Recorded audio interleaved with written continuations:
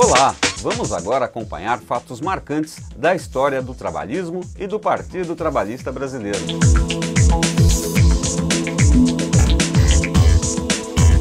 Memória PTB.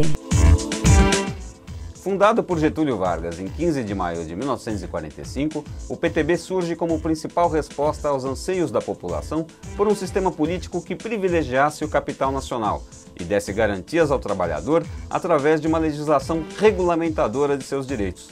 Ao mesmo tempo em que o país se democratizava, partia para a implantação de grandes projetos industriais de base que modificariam sua própria face. O PTB nasce nesse momento, junto com uma nova Constituição, a de 1946, e coloca como fundamento a ênfase na valorização da força de trabalho. A formalização do partido político assambarcou as teses já aplicadas no governo trabalhista de Vargas, com ênfase nos princípios do solidarismo cristão, ou seja, a valoração das duas forças motrizes, o capital e o trabalho, e a harmonização de suas relações. Mas vamos entender o contexto histórico que levou à formação do PTB. Vargas governava o país desde 1930 e, com a instauração do Estado Novo, em 1937, a nova Constituição quebrou o princípio de harmonia e independência dos três poderes.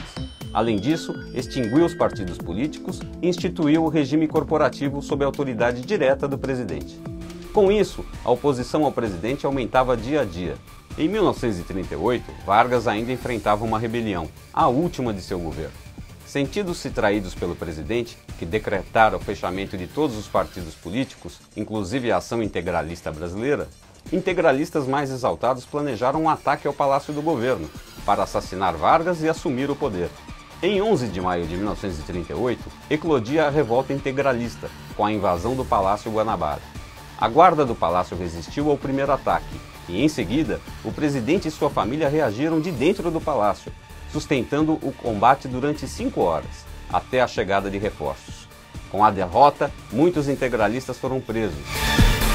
Em 1º de maio de 1940, o presidente Vargas estabeleceu o salário mínimo obrigatório, com níveis diferenciados, conforme a região do país.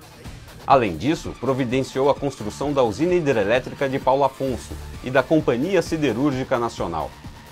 O desgaste político que o regime vinha sofrendo, acelerado pela violência policial que marcou a época, foi suavizado pela participação do Brasil na Segunda Guerra Mundial. Todavia, uma vez terminada a guerra, as modificações profundas pelas quais passou o mundo entravam em contradição com o regime ditatorial vigente no Brasil.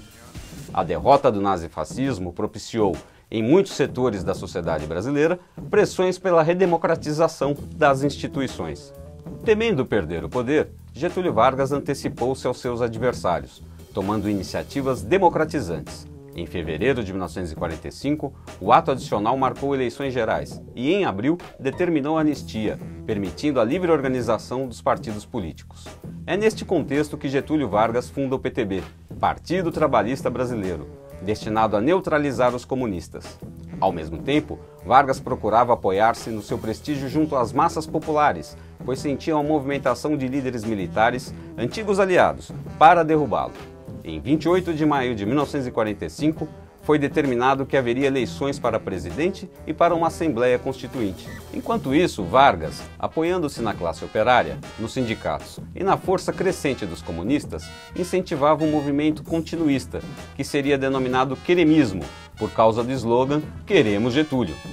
Temendo que a pressão popular pudesse alterar o processo de afastamento do presidente, os generais realizaram um movimento, depondo Vargas em 29 de outubro de 1945. Retirado em São Borja, Getúlio apoiou Eurico Gaspar Dutra, que se elegeu tranquilamente, derrotando o brigadeiro Eduardo Gomes, da UDN. Vargas se elegeu ainda senador por seu estado. Na verdade, ele foi eleito deputado federal por 7 estados e senador pelo Rio Grande do Sul e por São Paulo, optando pelo Senado Federal. Fundado o PTB, Getúlio Vargas reaglutina os trabalhistas e pavimenta sua volta ao poder, em 1950. Bom, amigos, por hoje é só. Hoje acompanhamos uma fração mínima da grande história do Partido Trabalhista Brasileiro. Não deixe de acompanhar o nosso programa Memória PTB. Um forte abraço!